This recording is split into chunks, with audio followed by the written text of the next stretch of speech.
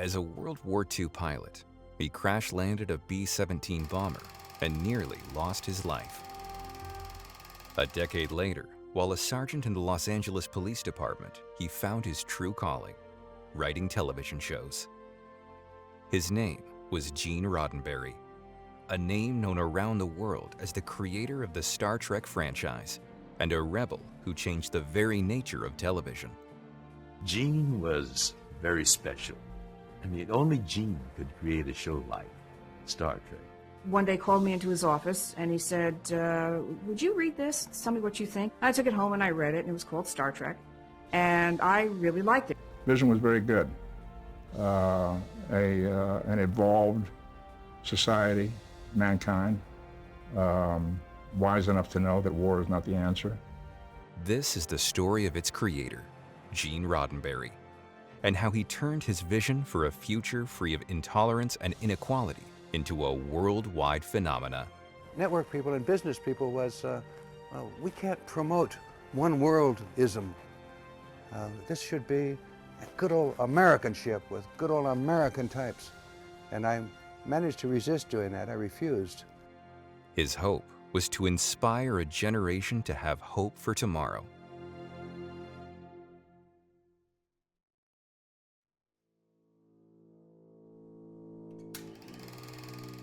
Gene Roddenberry's own trek began during World War II in the jungles of the Pacific.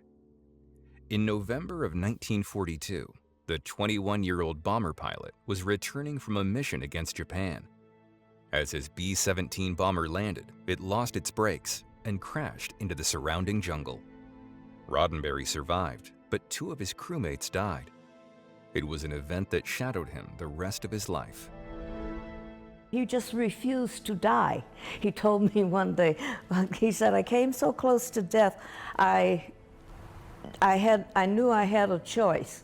I can refuse to die or I can give up and die. And he said, I was going to make this world better. Roddenberry, like hundreds of thousands of other soldiers, began to plan for their lives off the battlefield. The military, in an effort to help the troops decide what to do after the war, produced a film for the returning troops, highlighting the future job opportunities in the fledgling world of television. What kind of world are we going to live in when we get our permanent furlough? Meet Mr. Gilbert Seldes, head of production of the Columbia Broadcasting System. They tell me that a great many of you may be interested in jobs in television production. But I think you're entitled to the hard, solid facts in the case. As of spring 1945, we are employing 62 people. They work the full week, put on 4 hours of programs on the air. That doesn't mean 4 hours a day, it means 4 hours a week. But as glamorous as they tried to make it, the reality was that with only 9 TV stations in the country, it didn't offer many job opportunities. So despite his near-death experience in the war, Roddenberry decided to pursue his love of flying and became a commercial airline pilot. It was a short-lived career. Gene was the pilot of a commercial airliner that crashed. I don't remember the exact circumstances of it. I think he was able to pull it out, but it was very much a near-death experience. Feeling lucky to be alive for a second time, he decided to return back to the States and follow his father's footsteps by working for the Los Angeles Police Department. I met people who knew him when he was in the police department. When he was a policeman, he said he was the nicest cop I ever met. I never met a cop. And that's the way he was. That's true. So true that he quickly rose through the ranks to become a sergeant. But he never gave up on his passion for television writing. And in 1954, while still in the LAPD, sold TV scripts to 2 popular shows, West Point and Highway Patrol. Recall all units, 10-4. Hi, I'm Broderick Crawford. We have different ways of getting and receiving information on Highway Patrol. When it comes to getting information about TV viewing, I can only say one thing. TV Guide. 3 years later, he finally quit the force and started writing full-time for the hit TV series Have Gun, Will Travel, writing the adventures of a gentleman gunfighter in the Wild West. It was here that he first encountered the do's and don'ts of standards and practices. Censorship in those days was largely a sexual matter, and whenever the clothes showed a little cleavage or a little too much thigh or a little too much stomach area, why, we were sure to hear from them for the censor. The networks didn't want anything that would upset Middle America. The censor office Roddenberry and every writer and producer heard from was called Broadcast Standards and Practices. And what happened over time is that CBS and the other networks developed an internal sense of what behavior was expected of programs as they were presented to the public, and what behaviors and what was portrayed, how that would be perceived by the advertisers to be sure that it was acceptable to them in proximity to their products. Removes paint, soil stains, grease. Shows were sponsored by them, and future presidents touted their virtues. Waterless hand cleaner removes the toughest dirt or stains. Gets hands clean and smooth fast, anytime. In the workshop, camping, on the Roddenberry road, soon learned the importance these advertisers had on what a TV program could show. In the early days, they censored very heavily, so you didn't get in the way of anything manufactured and sold. I had a show in which I had a newspaperman out on a windy corner holding down a stack of papers with a tire iron. They insisted I write out the tire iron because that conjured up the vision of a failed product. But really, it all came down to how are we to comport ourselves as invited guests into America's living room. And so that dictated over time an internal kind of understanding of how the characters and how language, how dialogue, how action was portrayed in network television. Well, I think someday we're going to be very ashamed of much of what we did in TV we took this thing of sound and image and movement, which has such power, and we have it in our homes day and night, constantly going, and we put it in the hands of a salesman. Roddenberry began to write for a new series, Riverboat, starring Burt Reynolds and Darren McGavin. There was a show called Mississippi Riverboat. It was on the Mississippi. It was a paddle wheeler. And they just had one clause on the show: no blacks, or in those days, as they called it, no Negroes were allowed in. In many ways, America was divided into two worlds: the 90% that were white and the nearly 15 million men and women that weren't. For African Americans, day-to-day life was challenging at best. There were states where blacks could not drink from a water cooler, get served in a restaurant, or sit in the front of a bus. When they were portrayed in the media, the stereotyping was plain vicious. I used to love Andy Griffith's early show with Don Knotts and so on. And I'm sure Andy could do nothing about this. I admire the man. But did you ever see in this small Georgia town of Mayberry a black on the street, anywhere? In fact, we didn't notice those things. The audience was so conditioned, they never noticed such things. Minorities were sidekicks at best and demeaning stereotypes at worst. For Asian Americans, stereotyping on films or TV often meant being portrayed as ignorant or downright devious.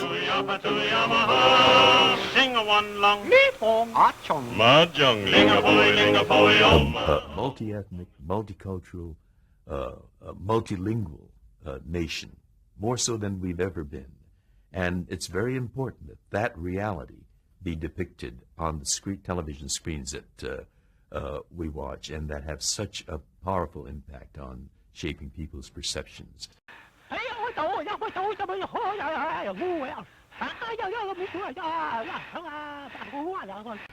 There are a lot of challenges just as an actor, but it's overlaid with the fact that you are of a minority. Hispanic stereotyping often meant either being a passionate seductress or just becoming a fodder for comedy. The mixing of races was, because it was still illegal in the United States, was also something that could not be shown. That you couldn't actually show, someone who was, for example, an African American man and a Caucasian woman being a couple, you know, and I'm not even talking about having any physical contact, because you couldn't really do that even for people who were Caucasian. I think television has been rather derelict in that. We go by stereotypes. We don't fully depict the individuals that make that up. One group that was particularly difficult for the network standards and practices to deal with were women. It was a delicate balancing act to figure out what was and was not allowed to be broadcast. Most women that we saw were at-home moms who were wearing pearls and walking around, you know, making brownies. You're not listening, Carol. Yes, I am, honey. Go on. Oh, good. It is a privilege to address you on the importance of the payroll savings plan for the purchase of savings bonds. This plan is a boon to all Americans because, let us be honest, when a man brings home his hard-earned money at the end of the week, what does he do with it? Pour into ungreased pan. He pours it into an ungreased pan. The traditional values of the 50s were still alive and well at the networks, but changes were just around the corner. Vietnam War, in mass marches, rallies, and demonstrations. Central Park is the starting point for the parade to the UN building. The estimated 125,000 Manhattan marchers include students, housewives, beatnik poets, doctors, businessmen, teachers, priests, and nuns. Makeup and costumes were bizarre. For years, those of us who wrote back in the 50s had been writing blacks and Latins into the scripts and using names like Epstein and so on, and having those names changed to Brown and have the blacks and all of them written out. One day, what I heard happened is the people who sell products at TV for TV networks stumble onto the fact that, my God, there's a huge audience out there of blacks and other minorities. And so a memo came down, almost an outraged memo from the network. Why aren't you people writing minorities into scripts? That is the American way. However, if you wrote a black in a script for a long time, you'd better make him a brain surgeon or a physicist. Don't show a black cleaning a house or anything like that. In 1963, despite all the creative restrictions from the TV establishment, Washington, and American society in general, Roddenberry ventured into this minefield and sold his first series to CBS called The Lieutenant, starring Gary Lockwood. And then there was this opening for a show called The Lieutenant, and I went in and interviewed and got the job working for Gene Roddenberry and Del Reisman. It was about a second lieutenant in the Marine Corps, very contemporary show at the time, and we were concentrating on, you know, a young man in the military. Starred Gary Lockwood, and his captain was Robert Vaughn. Very good cast. Because he was the producer, Roddenberry believed he had the power to shape the show exactly the way he wanted. But no sooner had they gone into production when Roddenberry ran into problems with the censor office. Whenever an actress wore a light blouse, and there was any chance that the teats would show through a little projection on the black blouse, they would tell the actress to go in, and the wardrobe lady would put Band-Aids over them. As you think back, you're reminded of silly children playing games at these things. It was in the early days of production of The Lieutenant that Roddenberry joined the rest of the country and watched Dr. Martin Luther King's Washington March speech. We had to understand that we were human beings of quality, and that quality demanded a certain respect for all people. With the changing attitudes sweeping across the country and the network's encouragement to tackle social issues, Roddenberry saw his opening to really push the envelope even further by producing the episode to set it right. As a matter of fact, I had a script for The Lieutenant in those days in which a black was prejudiced against a white, and this caused the heart of the story. And they refused for a long time to allow that to come on the air. One of the stars of that episode was Nichelle Nichols, a young actress new to Hollywood who made an instant impression on Roddenberry. And then along came Gene And I didn't even have to say a word. He said, he saw me in a play or somewhere, and he says to me, I said to myself, I've got to have that girl in something that I'm doing. And he waited, and the rest is history. Nichols played the fiancé of an African-American soldier that was accused of attacking his white captain. It was a role somewhat unprecedented on television at the time. Well, I knew there were nobody like me on television doing anything like I was doing a role that wasn't a black role, which meant a maid. The best you could be was a mother with 6 kids, or something like that. Other people can say you're behind or you're ahead of society. That was really not our role. Our role was to present programs and advertising in a context that was acceptable and met the expectations of an incredibly large mass audience. I finally got notes from CORE and NAACP and others saying, look, prejudice comes with every color skin, and it's important that you show that too. Until I met Gene Roddenberry, I had never met a man, much less a white man, with the kind of mind he had about humanity. The show may have only lasted a season, but it gave Roddenberry the credentials to pitch other show ideas to the network. It was also at this time that he gathered a group of writers, producers, and actors who he would take along with him to his next project, a show that would change all of their lives forever. This included a character actor who got a part on The Lieutenant and left an impression on Roddenberry. It was a very flamboyant character, fun character, fast-talking kind of con man kind of guy. I said, I need this and I need that, and we're going to make this movie, and we're going to use thousands of Marines, or whatever. So, and they had always seen me playing dark, brooding characters, and this was a flamboyant kind of guy. So I got the job, and that job led to Star Trek, because Gene Roddenberry, although I didn't meet him when I did the show, saw the footage later and had me come in to talk about playing Spock. All curves and plastic. Monsanto's House of the Future is open to the public at Disneyland. The mid-1960s was a time of dramatic contrasts in America. To visitors to Disneyland, the future looked like this. That gets first look. A family food center to store atomically irradiated food. The emphasis is on new uses of plastics in every area of family living, pioneering the use of features that may be standard in 10 years or so. A look at the future. Looks good, eh? For the youth of America, our future directions were being fought on the street. In the course of the march. The anti-war marchers were picketed by anti-war marchers who were hawkish toward the parading doves. And then there was one dream that inspired the entire world, that of opening up outer space to human exploration. To encourage our newfound hope in space travel, NASA created films that would encourage our dreams of space exploration by showing what would be possible after we reached the moon. The stage was set for Roddenberry to explore his love of space and his deep humanistic beliefs. During the final days of production on The Lieutenant, Roddenberry began to write a treatment for his next show based on a vision of the future that he truly believed was possible.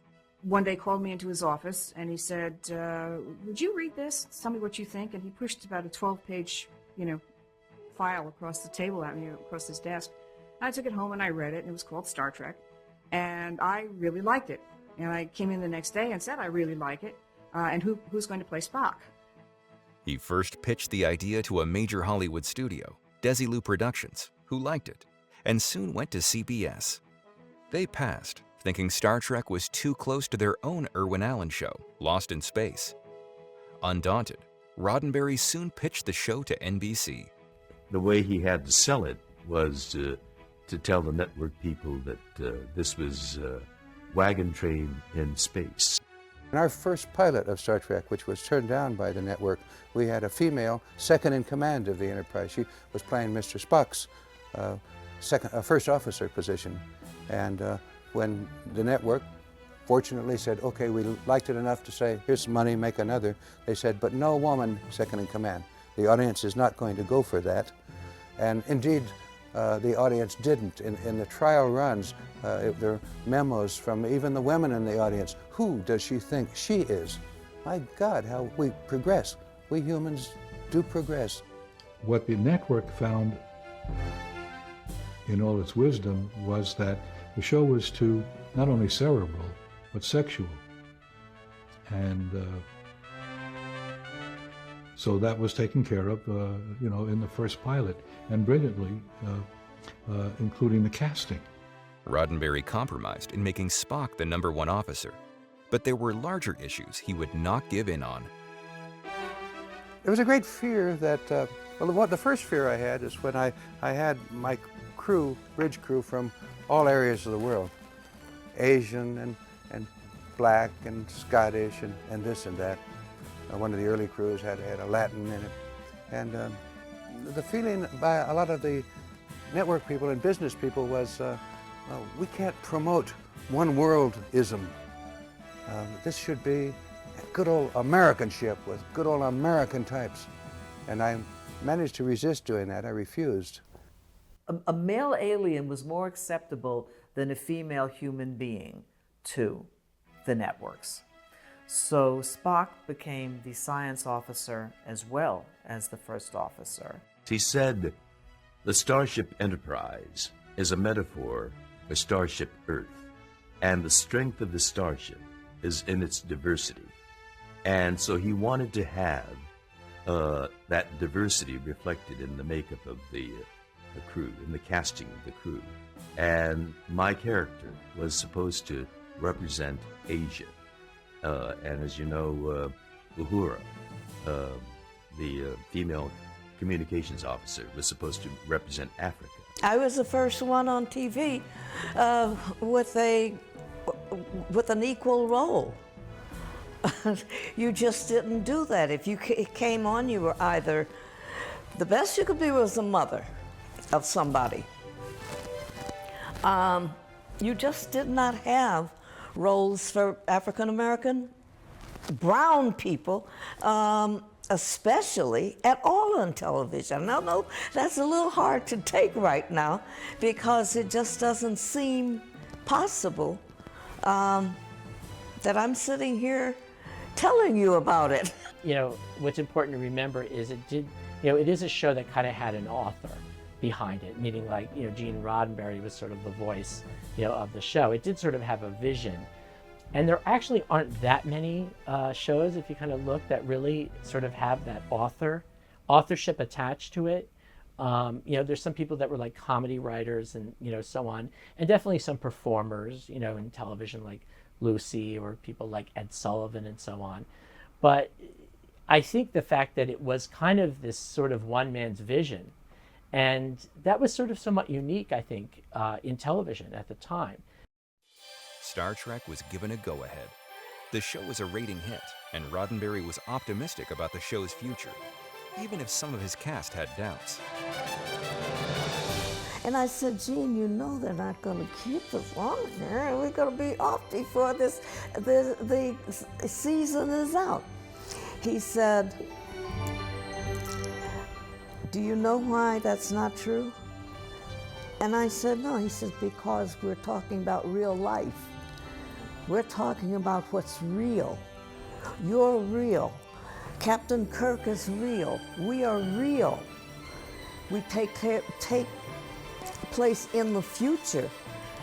But we're talking about the future is coming whether we like it or not, and this is what it's going to look like. And it suddenly came all together to me. Wow, this man is changing history. Over the coming weeks, the show's ratings declined, but NBC didn't give up on it because young people were watching in droves, and advertisers let the network know that this was a group they wanted to reach. I just know that I watched this show and it spoke to something but there was just something about it that was so unlike any other television show that I had ever seen. Roddenberry once again had to face the issues of censorship. During the production of Star Trek, numerous takes were censored for obvious reason. The actors simply messed up. But Star Trek faced an entire different set of censors, and those dealt with issues that Star Trek brought up. Issues that many in the network, TV stations, and viewing public were not equipped to deal with. Despite NBC's efforts to make the show appealing to everyone, there were groups in America that definitely didn't want anyone to watch Star Trek, and neither Roddenberry nor the powerful network executives had any control. And then when I got Nichelle Nichols to do the job of radio communications officer, why, there was great fear of that. As a matter of fact, throughout the South, station managers refused to show Star Trek the first year, and I think the multi-racial crew and the first regular black female on television may have prompted that. During this time, television stations in the American South fought tooth and nail to avoid broadcasting anything to do with integration. In places like Jackson, Mississippi, station WLBT not only censored Star Trek, but also any civil rights stories, including those shown on the evening news. If a southern station decides, okay, we're not going to show this because it had something in it that people in their area would object to, the question becomes, do we show it or not, particularly when whatever it is actually becomes quite popular. Toward the end of the first year, after all the censorship battles both at the network and in the American South, Nichols told Roddenberry that she had enough. And she was always a little unhappy about always having to say, hailing frequencies open, sir, and those kinds of things. Calling Starbase 6. Come in, Starbase 6. She was ready to quit. That is, until she met an unexpected Star Trek fan that would change her life. I met Dr. King, and to me, Dr. King was the be-all, end-all for our race and for anybody else's race. And I met him, and I was like, I can't believe. And it turns out he had a little hatsu because I was one of his favorite characters on television. And it was from then on that I realized I was part of something much more than a role for myself, which was the role of a lifetime as far as I was concerned, for myself or anybody else. Star Trek was picked up for another season, but Roddenberry's difficult relationship with NBC didn't ease up. We would do some rewriting on it before we sent it to NBC, who perceived it as the first draft story outline, and then they had their suggestions to make, which we had to take care of. We also had to send a copy to Broadcast Standards, which freely translated is the censor. You very often lose with the censors, but sometimes you can trade things like, I'll give you 3 fervent embraces for 1 slightly open-mouthed kiss. And you sit around discussing these things without a smile on your face. It's all very serious. Despite the show's popularity with a younger audience, the network decided to move Star Trek to a later time. And just as they experienced in the first year, it was always a series of battles just to get a script approved. I don't know whether censorship or trying to direct the nature of the show. There were some people very upset that when they saw the pilot that nobody was smoking, because we forget sometimes that cigarettes were huge advertisers and great amounts of money were made on them. And so some people came to me and said, you've got to have someone smoke. And I said, I don't believe they'll do that in a future year. Even though I smoked myself at that time, I thought we'd get more sensible. And one of them said, oh, come on, Gene, you are a creative fellow. Why don't you invent sort of a space cigarette, like something, a long square cigarette? And I've often thought how Star Trek would be rerunning today if Mr. Spock had sat there at his science station puffing on a space cigarette. The network did not limit its input to advertising ideas. One of the most common complaints centered on clothing, especially costumes meant to portray society 200 years into the future. The costume designer and the producer, they wanted the women with the short skirts because this is in the future, and they're not going to all walk around in pants looking alike. The biggest censorship problem we had was Bill Tice's costumes, which were always threatening to fall off the ladies. Of course, they never would have, because the women were glued in and taped in and everything else. But there was always that little hint that maybe something would slip and you'd get to see something. You never did. And they changed my seating by the door, so that whenever you fanned over toward the door, here she was. And if I ever did this, they'd come and, Nichelle, let me fix your seat, and they'd turn the seat back around. And, no, that's not it. And I'd go like that, and they says, oh, that's fine. It's and I knew what they wanted to begin with, but I just continued to act like I didn't know what they're talking about. I put it, and it finally got, to cross my leg. Something as silly as just crossing your leg, You cross your leg, I cross my leg. Everybody crosses their leg when they sit down, One show we had a sort of a belly dancer type thing from another planet, and NBC decided that navels weren't nice to see, and they made us cut all the scenes with the navels in them, and just about emasculated the show. After story of that was several years later. I was doing a show called Genesis 2, and for NBC, and suddenly occurred to me that NBC owes me a navel, and so I had a strange race in here, and I decided to give them 2 navels so I could have my navel back, and it worked out well. So much is at stake as a writer and a producer, wanting to get some of your messages across. You find you have to compromise, otherwise none of it gets on the air. And so, as I suppose art has been since the very beginning, it's sort of the art of compromise. At the end of Star Trek's second season, the network decided to wash their hands of what many had now just felt was a program with low ratings and canceled the show. I was not involved with fandom. I knew nothing about fandom, but I had been a great fan of Star Trek.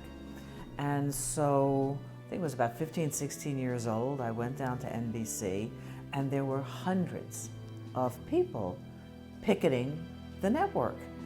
And I met a whole bunch of people. As a matter of fact, I can date some of my best friends to having met them picketing, picketing NBC.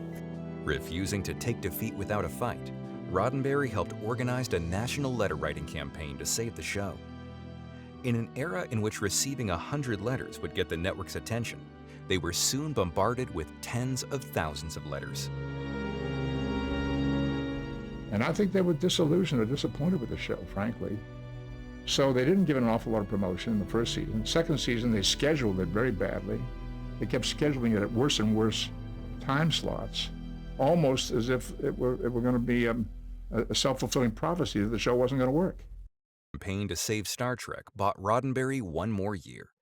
But the network decided to further cut their budget and move it to 10 p.m. on Friday night, a time slot known to be a program killer for shows geared to a younger audience. So they reluctantly brought it back, put it in the death slot. I mean, Friday at 10 o'clock was when their demographic was on dates. With the move to late night, NBC's executives assumed the show would slowly fade away. But Star Trek's producers had other ideas. NBC's executives and censors suddenly had to work overtime, particularly with one episode, Plato's Stepchildren. So this was a disagreeable one for me. It was a show in which Captain Kirk kissed Uhura, who is black. It was unprecedented, an interracial kiss on television. Both the studio and the network were concerned that many in America weren't ready. I think that it's not ironic that it actually was kind of the show that Star Trek would be the first show to do this, because it is a science fiction show, and you're given a little bit more room to do that. At the same time, I'm sure they were aware of what they were doing and probably nervous about it. And it's not unusual when something is potentially controversial to actually possibly shoot it something in more than one ways. I believe that the networks were worried about the interracial kiss between Uhura and Kirk because they had no idea what they thought was right. After the first review of the script, the network came back with a warning. Any inference or reference to the point made by the writer that our heroes would be forced to make love to one another as a form of sport for their captors is unacceptable to NBC. And so we all went in and said, well, we aren't going to shoot it that way. You're going to have to fire all of us. And in other words, you're going to have to fire all of us and get new people. One of the heads of the studio from New York, he came out. I was one of his favorite actors. And he came over and he walked over and Miss Nichols, I just wanted to tell you how much I enjoy your work and so forth. And he looked at, he said, who's that? And this is my grandmother and grandfather. He cracked up. He cracked up. And he went back and said, there will be no more discussion. There'll be no more argument over. It stays. And that's how it went on television.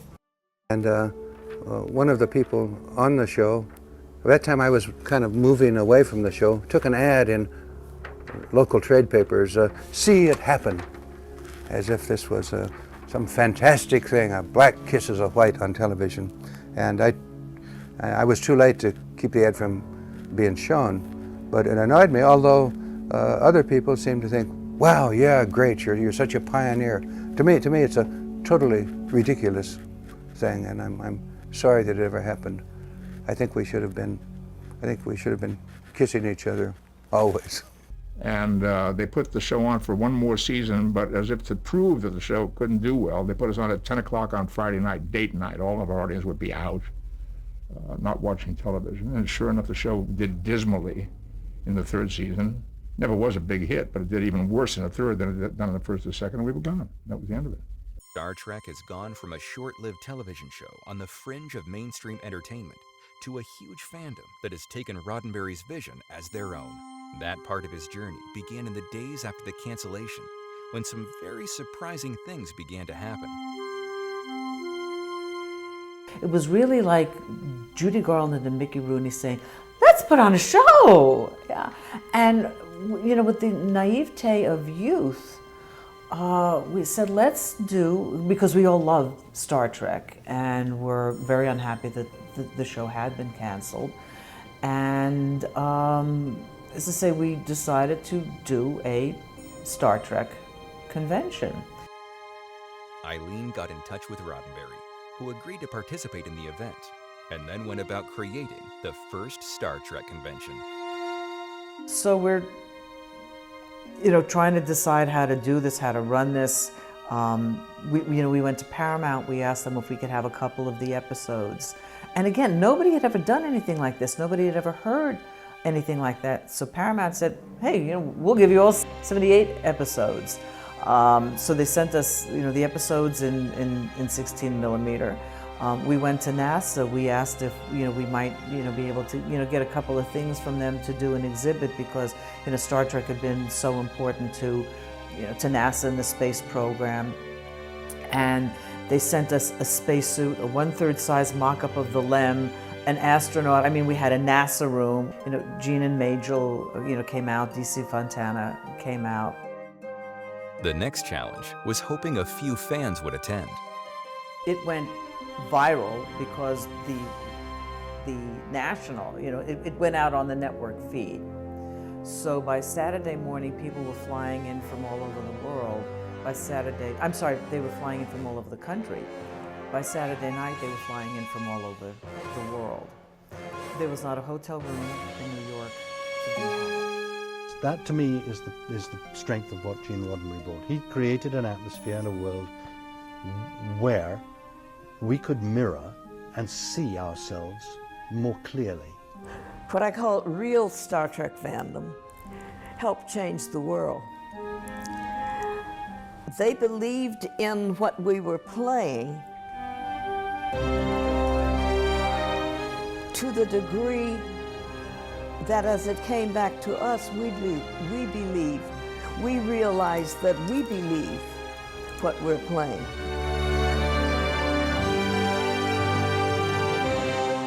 Roddenberry's career spanned the first 4 decades of television. In that time, he helped create one of the greatest entertainment franchises in history. But it is a marvelous town of marvelous people. The creative people do think daringly, and they do support diverse opinions and points of view, and that helped make it possible. He felt that television was a potent medium that was being wasted with the kind of pap that we had on television at that time. The fact TV hasn't been all bad is really due to very brave individuals, such as the Norman Lears of our society, who came in and literally forced TV to do something good. And they never wanted to. They always tried to cancel these shows, but if a show gets a certain rating, then the network becomes afraid to cancel it because, wow, ratings are important. On September 17, 1976, the first space shuttle rolled out of its hangar. NASA received thousands of letters suggesting one name, USS Enterprise. Guests of honor that day were future astronauts, NASA officials, and the crew of another USS Enterprise, the cast of the TV series Star Trek. But they could not believe the entire cast. Not only the entire cast, there was half of the studio itself was there. So they were just thrilled. In the conversations that I had with Gene, it came out time and time again that what made him the most proud of Star Trek, that when somebody came up to him and said, I became a doctor because of Star Trek. I became a teacher because of Star Trek. I became an astronaut, a scientist, whatever it was, that this television show had that kind of influence. A great believer in science, not much of a believer in theology. Quite the contrary, wouldn't have anything on the show that had to do with God. No gods, please. No worshiping, please. Science, science, science. Even when it comes to the films, the films spread out, and all the films talk about something that's really important or worth talking about. The one that I did, Star Trek Generations, talks about time and the underlying philosophical content of it. Hey, I'm talking about underlying philosophical content in a science fiction action movie. I knew from the moment I saw it, if it gets on the air and stays more than one episode, we'll be there forever. We will take this solar system and build a complex there, and then when we do that, we will become wise enough during that adolescent period, I think, then to consider going on to the stars. And we need some wisdom before we go out there and start screwing around with the intelligent life that is actually out there. Us who make the show, we in this room here, we have marvelous arguments about what is the proper way to run a government, and so on. And so it's delightful. It's honestly, if I could afford it, don't tell the studio this, but I would pay to come to work here. I think, in fact, obviously, it has turned out that they misread the attitudes of their viewers, because during all the years of Star Trek, we never had a single complaint, a single hate letter on any of this. As a matter of fact, we often used to sit around and saying it seems to us that the audience is light years ahead of the country's leaders.